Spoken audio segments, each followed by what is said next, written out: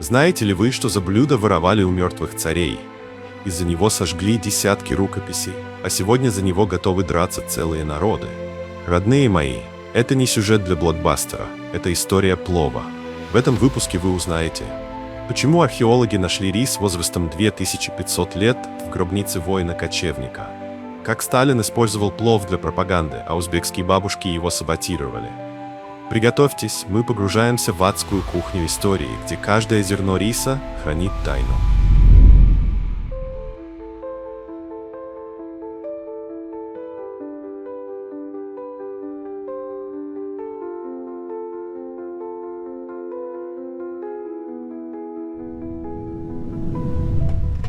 Все началось в песках Средней Азии. Персы шептали, плов создан для Александра Македонского. Его воины ели его перед битвами. Красивая сказка, но ложь. В хрониках великого завоевателя нет ни слова о рисе. Его армия питалась ячменем и чечевицей. А где правда? Спросите у земли. В 2018 году археологи раскопали в Хорезме, ныне Узбекистан, глиняный казан. В нем сохранились зерна риса и кости барана, им 2500 лет. Это древнейший свет плова. Но таджики и узбеки до сих пор спорят. Нет, это наш рецепт. Зороастрийцы, поклонявшиеся огню, видели в плове божественный символ. Круглый казан – солнце, рис – звезды, мясо – жертва богам. Его готовили только в дни равноденствия, а рецепт хранили в тайне. В 15 веке пропорции передавали шепотом. 7 частей риса на 3 части мяса. Если враг подслушивал, меняли цифры. Так родились десятки версий. Ферганский, Самаркандский, Бухарский.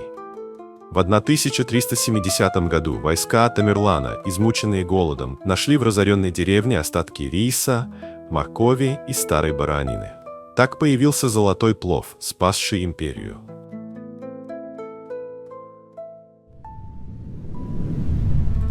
Как плов стал советским? В 1936 году Сталин приказал сделать плов символом дружбы народов. Но узбекские повара саботировали. Давали русским коллегам ложные рецепты. «Кладите больше моркови», — говорили они, зная, что морковь превратит плов в сладкую кашу.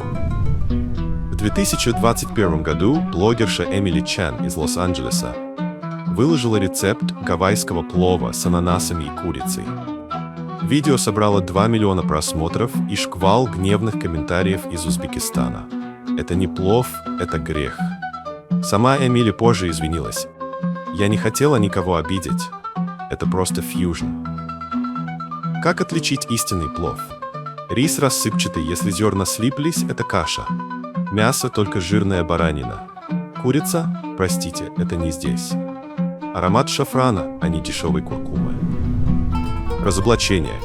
Китайцы заявили, что плов изобрели при династии Хань. Но их древний вэньфан – это рис с овощами. Никакого мяса, просто попытка украсть историю. Повторюсь, в 2018 году, во время раскопок в крепости Койкрылган-Кала, Хорезм, современный Узбекистан, археологи обнаружили глиняный казан с обугленными зернами риса и костями барана.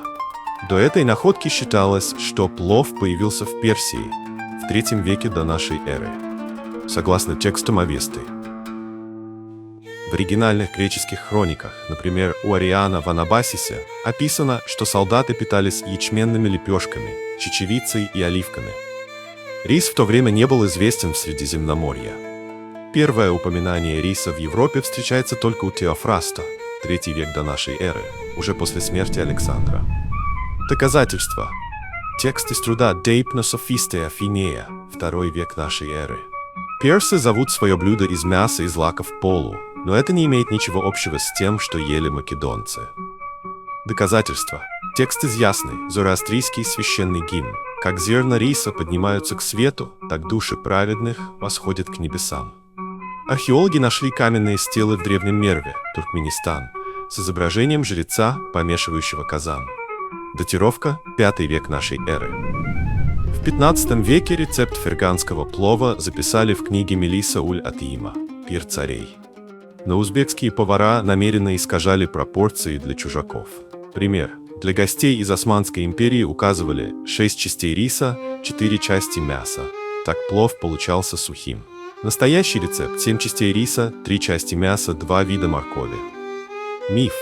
Испанцы утверждают, что паэлья – оригинальное блюдо, а плов – его копия. Реальность. Первые упоминания паэльи относятся к XVIII веку. Книга «El arte de cocina» Франциско Мартинеса Монтиньо. В то время как арабские торговцы привезли рецепт плова в Испанию еще в XIII веке. Эпоха Аль-Андалуса. Доказательства. Запись в дневнике путешественника Ибн Джубайра, XIII век. В Валенсии я видел блюдо, похожее на наш аль-булау, но с добавлением морских гадов. Дорогие зрители, если после этих фактов вы все еще спорите, чей плов правильный, остановитесь. Представьте великий шелковый путь. По нему шли не только товары, но и рецепты.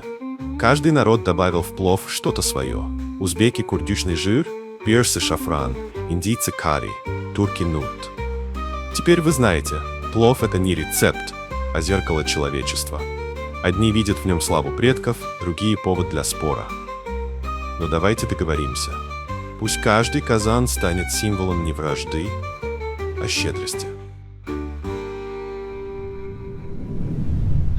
Если вы еще не подписаны, жмите красную кнопку прямо сейчас. Напишите в комментариях, где родился плов – Ташкент, Самарканд или Вавилон. Самые яркие ответы попадут в отдельный ролик. Тем, кто до сих пор спорит, возьмите ложку, положите в нее рис из своей тарелки и присмотритесь. Видите? Эти зерна побывали в руках сотен народов. Плов как великий шелковый путь. Он принадлежит всем и никому. А напоследок мое пожелание вам. Пусть за вашим столом всегда кипит казан, где хватает места и баранине, и ананасам, если вы любите кощунствовать, и даже тем, кто ест плов вилкой. Готовьте с любовью, спорьте с уважением, а главное, делитесь этим видео с теми, кто считает, что его бабушка изобрела кулинарию. До новых встреч в Пекле Истории!